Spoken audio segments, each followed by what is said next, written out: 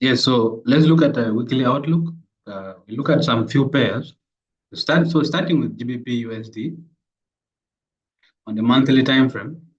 So we've been the most important thing is us marking our highs and lows. So this is definitely our highs on this monthly chart, and then this is our low on this monthly chart.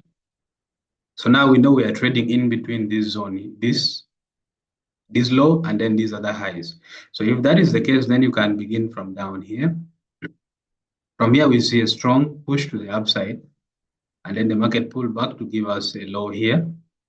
And then from here, we see another higher high being formed because the market broke past this high and then formed a higher high. And then from here, a low. And then we had another strong break, which took away this. So we mark that. And then finally, we have this. If you look at these candles here, they have been bullish candles, bullish, bearish, bearish. I mean bullish. So there are a series of bullish candles here. And then there's an opposite candle here. So this becomes our demand. Now, from looking at the whole picture here, we are now focusing on this. From when price reaches here, there would be a reaction. But then let's come up here. So up here, you were seeing a series of majorly bearish candles until when we had these two opposite candles. So that is usually our supply area. But to be specific, we can narrow it down to this one here. And now we know why exactly there is a pullback.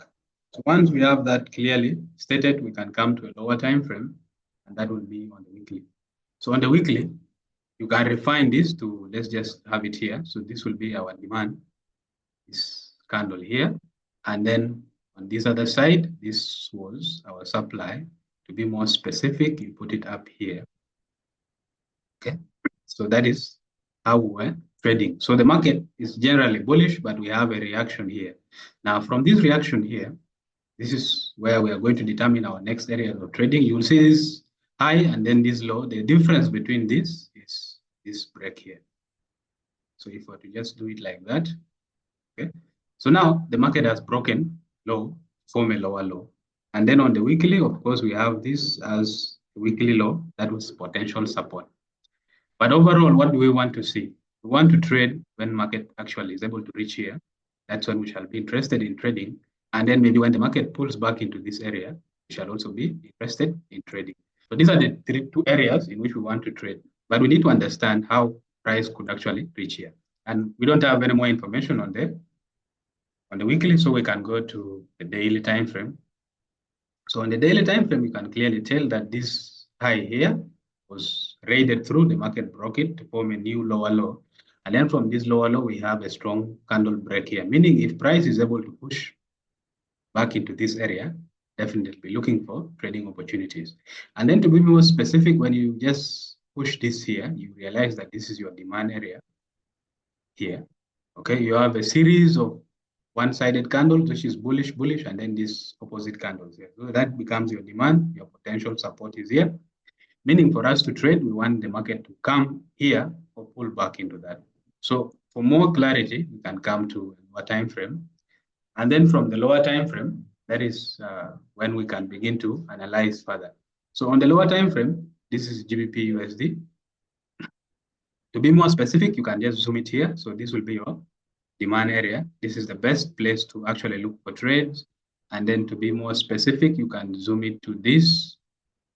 Okay, zoom it to that. So these are the areas in which we will be looking for trades this week. So definitely in between here, no trades. When we push here and then we get a double top or a head and shoulders or your order block, that is when we can be interested in trading. Otherwise, the next place of trading interest will also be here when we get an inverted head and shoulder, order block candle. That is it. So this is what we have on GBPUSD. If you can see here, there's a high, a lower low, lower low, lower low. We could have a high and then lower low. So that is what we could actually happen this week. So going on to the next pair, which would be GBPJPY. We also want to analyze it and then understand how we can best trade it also this week. So again, looking at it from the monthly time frame, because the monthly candle has just closed, we are just 25. We still have 25 days to that. So looking at this here, you realize that this was a high according to this time frame, monthly. And then these are our lows here. We have this week, okay? And we have another week here. So with the time, these weeks will have to be filled, okay? But then we have an area here of also price difference here. So if we were to mark it like that, that is an area, because the difference between this high and then these other lows here was created here. And then we have another high here. So now we know we are trading in between this. For us, we don't have any more information to make a decision, so we can come to lower time frame. And that light time frame would be the weekly. So on the weekly, to just be clear, you have this strong break that has taken over this low. So we can just put it here and then adjust this to this high. This is an important area, okay? So this is the potential resistance, meaning now we can have, this is the area in which we will be expecting price reaction. So for us to see more clearly, we can just come to the next time frame, which is lower.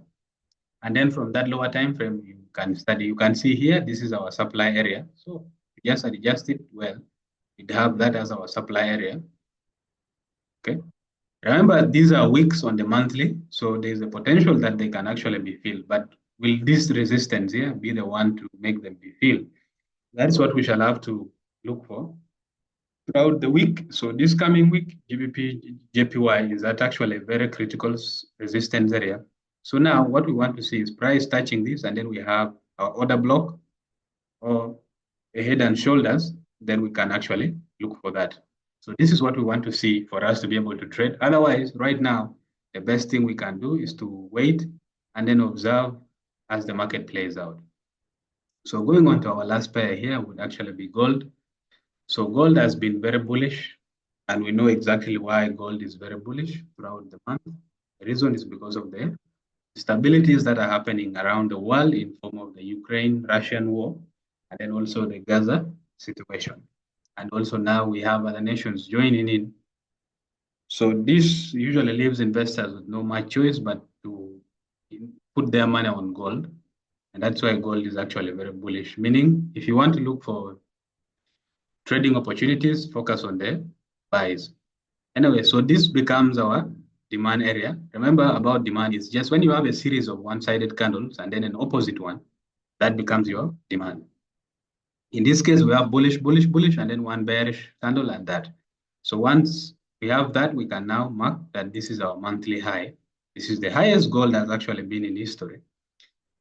Okay, so meaning when we want to trade around this area, but there could be potential demand also on a lower time frame along this region, but you cannot see them on the monthly time frame.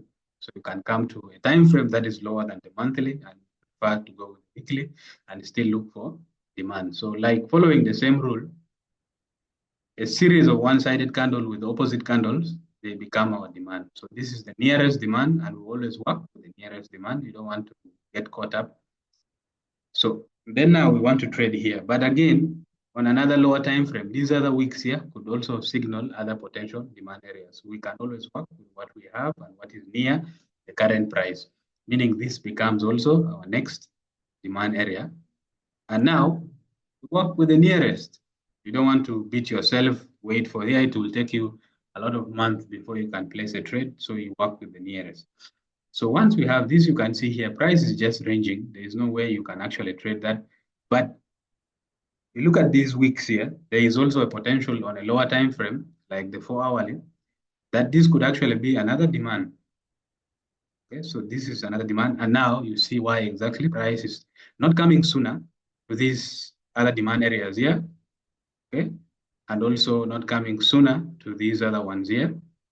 It has gotten something.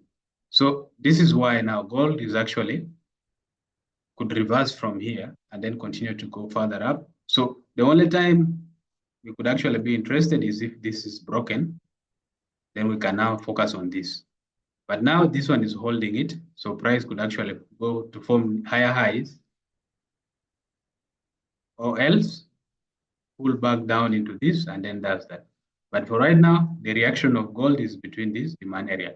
So these are some of the things we have to look at on this week.